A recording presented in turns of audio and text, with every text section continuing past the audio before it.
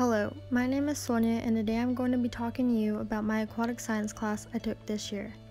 Over the second semester, we have learned a lot about our water and how it is used, how we impact it, and even how we can save it.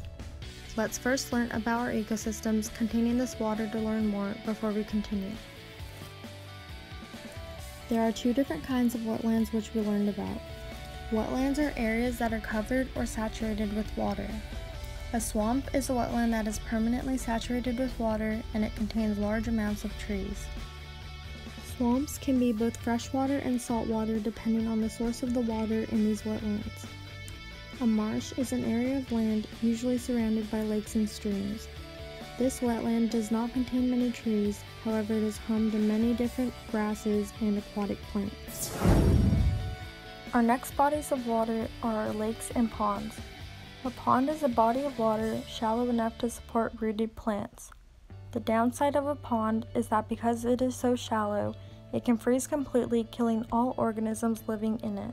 A lake, on the other hand, is not shallow enough to freeze completely, and usually only the top layer freezes, meaning the organisms living within it are able to live there year-round.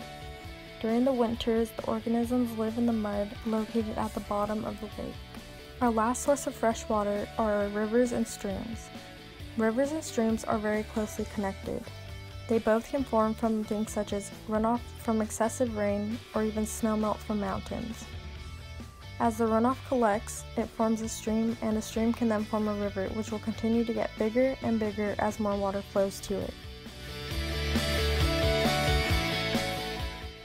As the water runs through the streams and rivers, it can run off into our oceans. The meeting point between these two bodies of water is called an estuary. Estuaries are not always visible. Here is a photo of the Salish Sea where it meets the Fraser River. On the other side of the estuary are our oceans. Our oceans cover 71% of the Earth and contain 97% of the water on Earth. Within our oceans are waves, tides, and currents. Tides are actually just large waves which cause the water to either rise or fall. This is why we hear of high tide or low tide when we are at the beach.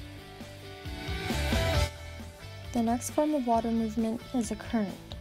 A current is the movement of water in one direction due to differences in salinity, temperature, or even just a break of a wave, which produces what we call rip currents.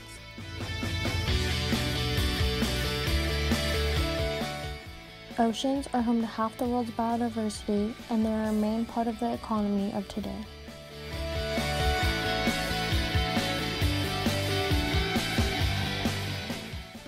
During class, we did a few different dissections. By dissecting these organisms, we got to learn the external and internal anatomy of many organisms we had been learning about, and it helped to see exactly how they survive and how everything works within their ecosystems.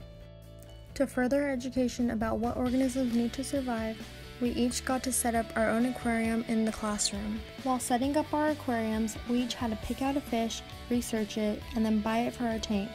This was one of the most ongoing lessons we had because we had to make sure to maintain a healthy aquarium by feeding our fish and doing regular cleanings on the tank. During this semester, we went on a few different field trips. The most recent field trip we went on was to the SAWS wastewater treatment plant in San Antonio. This field trip was very eye-opening. I, for one, didn't ever think much about where our waste went after we flushed the toilet.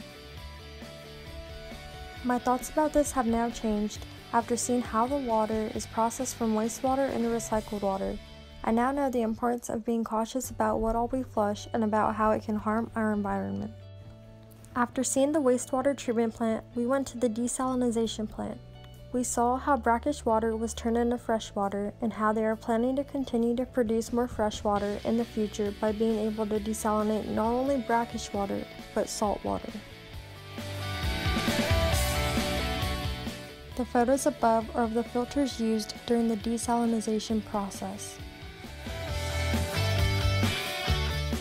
Back to the beginning of the semester, we went to a Confluence field trip.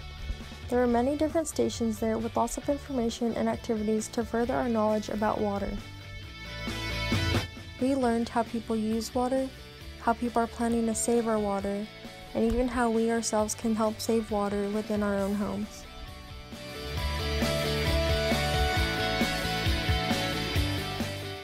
of the last yet most important topics I will discuss is the human impacts we have on the world. Human impacts can be both bad and good.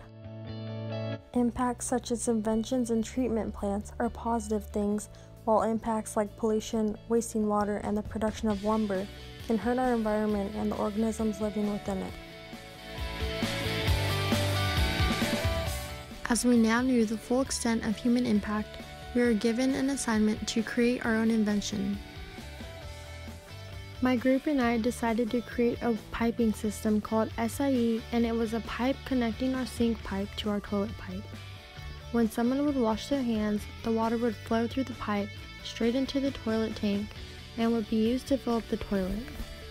This invention would be extremely helpful in saving water in many homes, and it could be very successful in doing so. Overall, my experience in this aquatic science class was very successful, and I would recommend it to any incoming student.